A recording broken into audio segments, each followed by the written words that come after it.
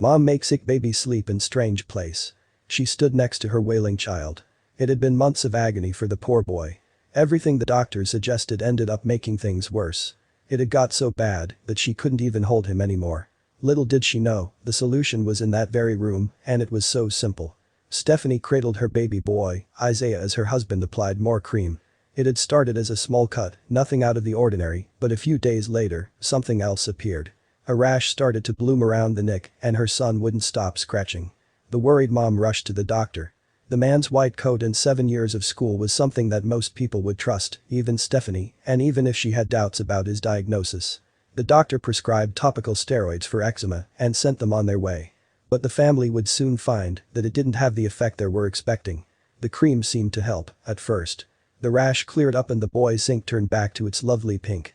Stephanie let out a long sigh of relief, thinking it was just one of those things that happens to kids. However, the dermatitis came back, and it brought a new unpleasant friend.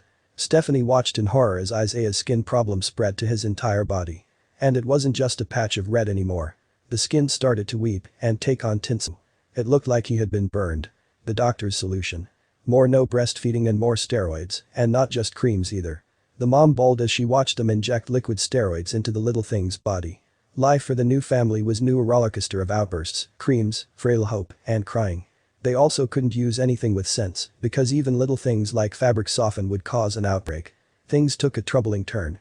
They couldn't go outside anymore, for fear that something in the air would trigger them. The only thing that could go against Isaiah's skin was medical gauze, because even the softest towel was too rough. There was no peace or respite from the pain for her poor, suffering son.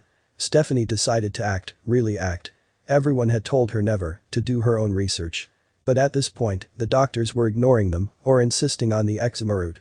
But things were getting ridiculous. The doctors clearly had no idea. She pulled out her laptop and scoured the internet for answers. Then, 2 interesting things happened. The first one appeared as she sat in the living room, reading over something about home remedies. It had been commonplace to hear crying in their home, so when things finally went silent, she felt her heart freeze. Had her worst nightmare come true, Stephanie ran to her husband. There he held Isaiah under the flowing tap water, trying to give him a gentle bath. It wasn't enjoyment on her son's face. It was a fraction of relief. They had the first answer, how to make him feel a little better. She grabbed his small bathtub and hammock. She kept Isaiah there for hours, him in the hammock and the hammock in the tub, and a gentle stream of lukewarm water flowing over his body. She stayed beside him for hours as she slept in the kitchen sink. But their dilemma wasn't over yet. She had to find a cure. It was days of reading, while sitting beside her bawling boy. And as the pages and pages of information piled up, she noticed one strong culprit.